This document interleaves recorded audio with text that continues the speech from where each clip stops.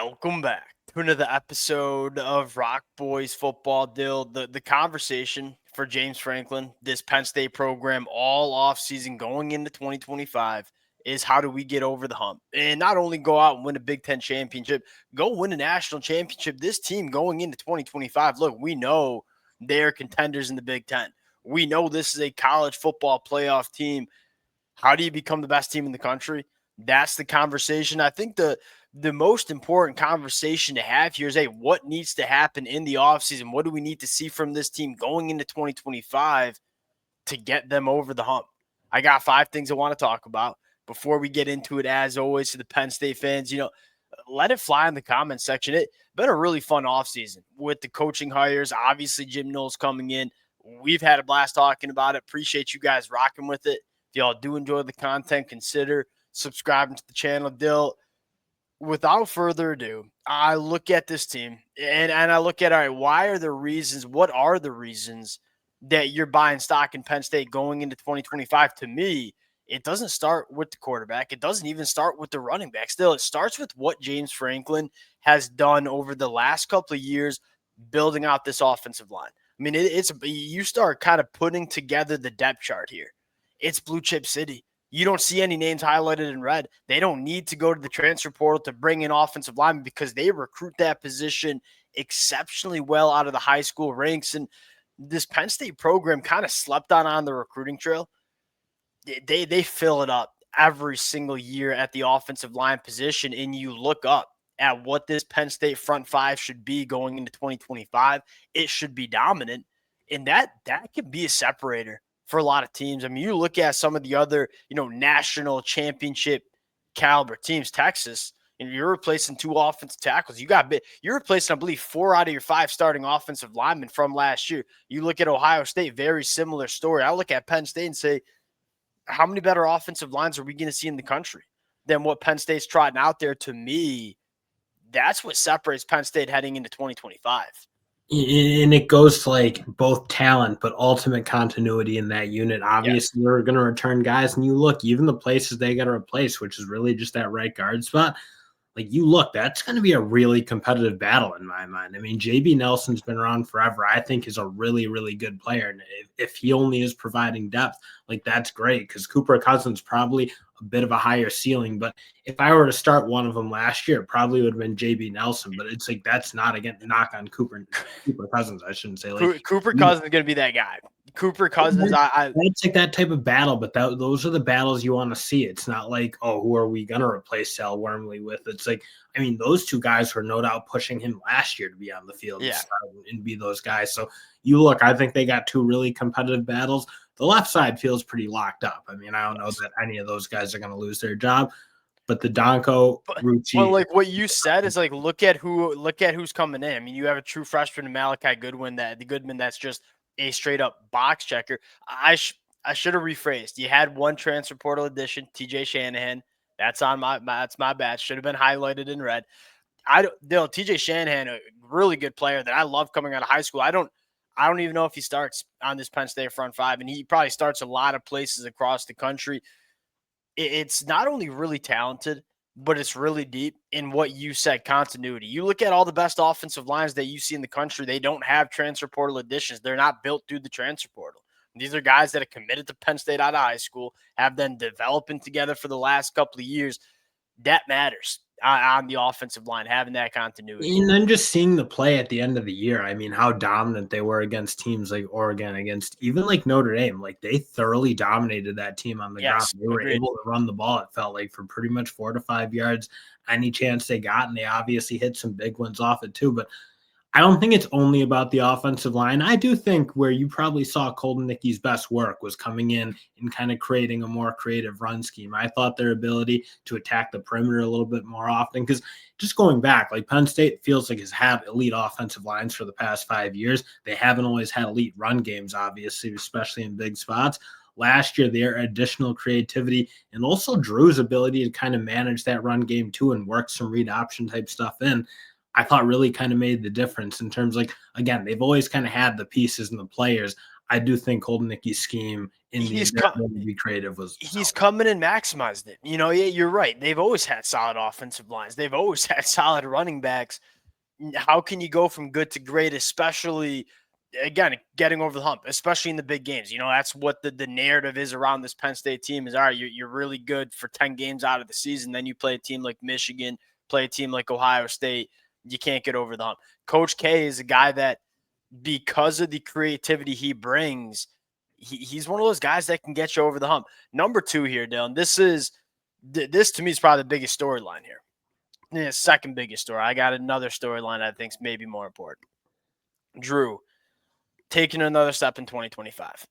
Clearly took a step in 2024. Now, there will be some people who are outside the Penn State fan base that are big. Well, Drew didn't play very well in that big game against Notre Dame. That's true. He played probably his worst game all season against Notre Dame in that college football playoff semifinal, and that's part of playing the quarterback position. Like, when you don't play good in big games, you're gonna take heat, and Drew knows that. He took some massive steps, and even though you saw some more turnovers from him in the 2024 year, he was being a little bit more of a difference maker at the quarterback spot, something we talked about all year. Where you go back to 2023, you looked at a stat line, you love the touchdown to interception ratio. I think you only threw 2 picks in the 2023 year, but wasn't really being the difference maker, wasn't trying to be the difference maker, wasn't trying to make high-level throws. You go to 2024, he was kind of being that guy in a lot of big games. You're going to need that from Drew. If you want to win a national championship, you need your quarterback to be a difference maker. And I think if he takes another step going into 2025, you're going to look at one of the best quarterbacks in the country. And honestly, I'm comfortable with what Drew's doing. I think, again, his ability to kind of work their run game in that added dimension was really helpful. You obviously just saw him playing better quarterback, being able to make bigger plays. Now, I think the fundamental question is, a lot of that had to do with Tyler Warren. A lot of his play went through Tyler Warren. It did feel like. So to me, it's not so much about Drew. It's like, again, you kind of know that what you have with him, you have a really good quarterback. See, but I would probably disagree with that. I don't know if you know what you have with him, because I think there's another level to his game that he can play with in 2025. Just take a look at some of the. But I think there's an element of for him to reach that, there needs to be. We're gonna get there. We're gonna get there. That was the plot twist, not plot twist, but spoiler alert, I should say. That's probably the biggest question mark. Is Penn State good enough around Drew? But I do want to highlight the steps that Drew took, specifically attacking the deeper third and being explosive as an offense, right? Why did you bring Coach K in? We needed to get more explosive on offense. In 2023, only 9% of his throws were 20-plus yards down the field. That's extremely low. An average depth to target of only 8 yards. And he only completed 30% of his footballs, pushing the ball 20-plus yards down the field. 2024, that number jumps to a 48% completion percentage. Average depth to target goes up to almost 10 yards. What he was doing, we all know he has the arm to do it. He just needed to dial it in a little bit more, and he did so. Those kind of explosive plays will win you big football games. And if he takes another step in that department in 2025, that's going to be huge. Now, especially because he had, when he had shots to make big plays, he was able to make them. Now, that's where the second part is, how can they give him more opportunities to make things happen? Because it did feel like in certain moments there just wasn't a whole lot of separation. There just wasn't a whole lot there for him to be able to, really be that guy, if you will. So number 3 is the transfer portal wide receivers hitting. And you have a guy in Tassir Denmark who was getting a ton of buzz about 8 months ago in fall camp, maybe a little bit less than 8 months ago. That's another guy that could step up. Let's look at these transfer portal wide receivers. Kyron Hudson, not going to be a separator, really good with the football in the air. He can go make some circus catches for you, and that's something Penn State just they had at the wide receiver spot, guys going up and making plays for your quarterback. Devontae Ross, prepping this episode, I did some work with Devontae Ross coming over from Troy. I was having deja vu. 2 years ago, there was a really small Troy wide receiver who was actually a little bit even smaller than Devontae Ross that I had never heard of, and he transferred over to Oregon. His name was Tez Johnson. Tez Johnson was a difference maker for Oregon the last 2 years. I'm not saying Devontae Ross is going to be Tez Johnson. They are very, very similar. And what I love most about Devontae Ross, he is a separator. I mean, he has elite short area quicks. He knows how to get open against man coverage. Who outside of Tyler Warren, when teams like Notre Dame played man coverage pretty much all day against Penn State. Who was winning for Penn State last year? Just simple man coverage. Nobody, right? They didn't have a wide receiver Actually, to do it so. felt like only the tight ends. It was Luke Reynolds, even when he played, Dinkins when he was playing. Like their tight ends were able to make some things happen. But you are right, their inability to get anything going at the wideout spot in big moments was And wild. it's going to be the biggest storyline here. And I wouldn't be surprised. Look, I don't know if James Franklin did enough in the winter transfer portal window to make me feel like they have good enough pass catchers, specifically wide receivers, to go get over the hump. They were playing well into the month of January, right? That's what happens when you get to the semifinals of the college football playoffs. You don't have as much opportunity to go out and recruit transfer portal wide receivers. What I'm most interested in is, hey, let's go through spring practice. Let's see what we have with not only these transfer portal wide receivers coming in, let's see what we have with some of these young guys coming up. This is the biggest story. James Franklin, if you think you don't have enough talent around Drew, you have to push your chips into the middle of the table and go out and get a difference maker, wide receiver deal. If Penn State, and there will be a wide receiver one, there will be a couple of wide receiver one caliber dudes that hit the transfer portal in the spring. If Penn State goes on and gets one of those, my thought process and perception about Penn State going into 2025 completely different to where it is right now. Because right now I got a big question mark there. One guy who I am very interested in is Caden Saunders. And I know he dealt I'm with out on him. injuries, it felt like kind of all year last year, but like I don't know, the year before in 23, he showed some flashes of ability to beat guys in man coverage and kind of be that guy. He's what I'm kind of looking at. And again, yeah, you say you're out on him. I am. I go back to 23. I felt like there were enough moments where I was like, okay, maybe Okay. if you develop him right, they can get something out of him. But again, you probably need to play with more than two wide receivers. And down the stretch, it felt like Penn State didn't feel comfortable getting anyone on the field besides the two transfer or the two guys. So here's what I'll say. I shouldn't say I'm out on Caden Saunders. I should say this. I am not comfortable hitching my wagon to Caden Saunders being a guy. Like if I'm James Franklin, I don't want to take any risks. I want to make sure Drew has enough around him. I'm not comfortable hoping that Caden Saunders becomes that guy. That's fair, That's because not now what I when you have like a championship season that you're kind of building towards, if you will, and Penn State certainly they're going to be able to take their shot at it. Okay, defensive side of the football. Look, I think my biggest question here, I look at the back end of the defense, backers, and in the secondary, Penn State's going to be just fine, right? The biggest question for me is, can the pass rush even come close to holding serve, losing Abdul Carter? He was the most impactful defender in college football that we saw in the country in 20. And I'm a Michigan fan. I'm a Mason Graham guy. What Abdul Carter brought to this Penn State defense, we don't see that very often. How can you replace the pass rush production that Abdul Carter is leaving? You know you have a guy in Dennis Sutton. I'm kind of intrigued about a guy like Kenai White as well. You look at this roster here, Dill. Who could step up that maybe we're not too familiar with right now, but really could be a difference maker in the pass rush game going into the 2025 year?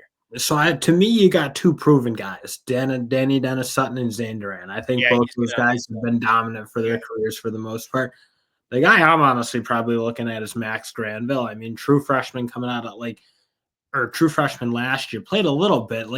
And you saw, I felt like enough to be like, okay, that's kind of the at least athletic profile, has long arms, kind of the things you're looking for from a premier edge pass rusher, if you will.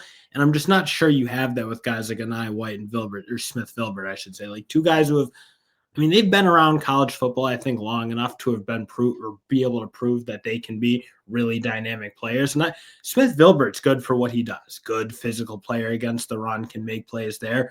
Just not a particularly elite pass rusher in my mind. A guy like Max Granville is kind of the guy I'm looking at to be, okay, yeah, you got Danny Dennis Sutton. You know he can get off the ball and make it happen on the edge. Can Max Granville kind of develop into that role? Because he's the only guy I look at right now who I'm like, with the age and with the athletic traits, I think they can develop him into something. And he was the guy coming out of Texas, I believe, that you knew needed a year, but had some upside. Can he get to that upside in year two? Here's the other storyline that I think is probably pertinent. There's two ways to get pressure on the quarterback. One is just having dudes. Like when you have Abdul Carter, you're going to get to the quarterback. You can also scheme it up. Jim Knowles is really good at doing that. And so if you're a Penn State fan and saying, all right, how are we going to replace the pass rush production that Abdul Carter leaves? Look, I don't think you're going to have an Abdul Carter in the 2025 year. At least I don't see one on the roster. And that's not a knock on a guy like Dennis Sutton, who is one of the better pass rushers that we're going to see in college football. Another way you can replace a guy like Abdul Carter scheming it up, and Jim Knowles, they ain't many better defensive coordinators at making the picture for offensive linemen and quarterbacks really difficult to pick up. Talk about scheming up pressure. You talk about simulated pressure. You just talk about blitzing the quarterback. Jim Knowles doesn't know how to do that. That thing. Jim Knowles knows how to do that. I think that's another storyline for Penn State. I think there's a reason James Franklin went out and got a guy like Jim Knowles. Hey, we know we have a good defense. How can we maximize the defense? Jim Knowles is the best defensive coordinator in the game right now. We'll shut it down there. This team's a college football playoff team, and there's no question about it. How can you go win a national championship? That's the storyline for Penn State going into 2025. Appreciate you guys rocking with it. If y'all do enjoy the content, consider subscribing to the channel, and we'll talk to y'all later. Peace.